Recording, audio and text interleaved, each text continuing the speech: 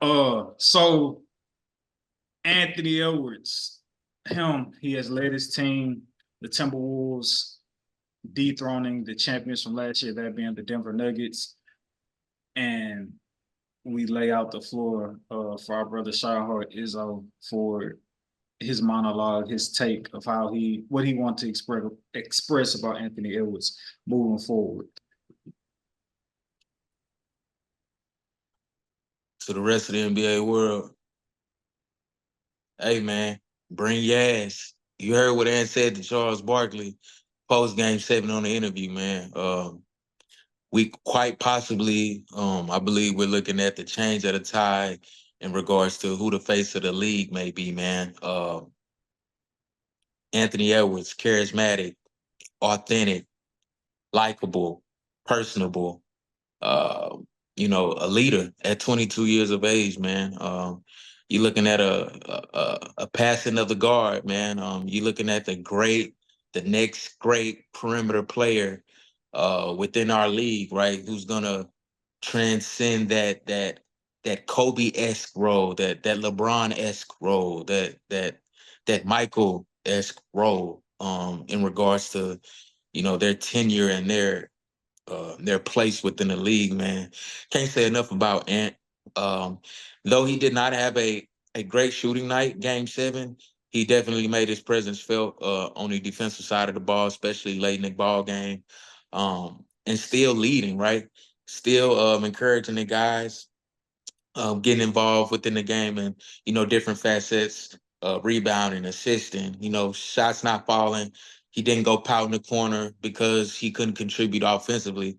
He got active and he tried to do something about, his team and the position that they were in and anything that he could do to affect winning. So, um, hey, man, dude ain't coming no more.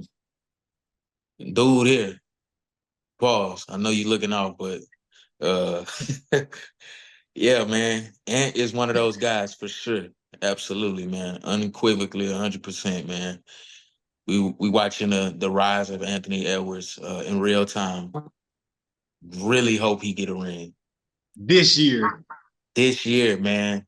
I would not mind out of all the teams that are left. Uh, Currently, withholding some very sinister words.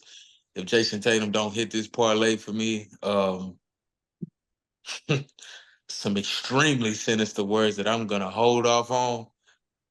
But you know, just in regards to how he's rallied that T Wolves team, nobody thought in a million years the Minnesota Timberwolves could win a championship. I'm not. I'm gonna just be honest with you. Like, and if you did, you probably are living in Minneapolis. You're one of those people, right?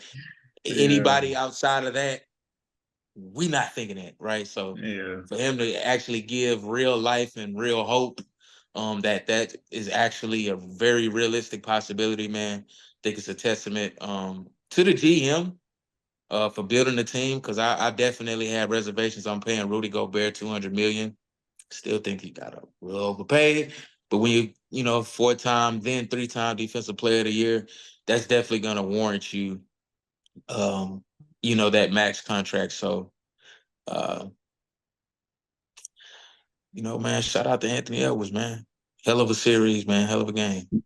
Talking about shouting out the GM for the Wolves, Tim Connelly was also the GM that put together the Denver team that we currently see constructed. So one could argue that it was him who knew what it would take to beat the Denver team, which may allude to why he paid Rudy Gobert so much, because he knew what it was going to take to get out of the West and play a Denver team. Wow, good insight. I like that. Yeah, I think what excites me is the youth in it all because I've always seen Mike and Kobe when it came to Anthony Edwards. But this game 7, the way that they win, and like Sean Hart said, what I'm saying, had a bit of a shooting slump. But that game 7, I kind of seen the playmaking ability like a Bron-esque type of game. And to see that, it was almost like him showing us that he truly does have the ultimate package. And pause. And so, I mean, and that's pretty much it, man.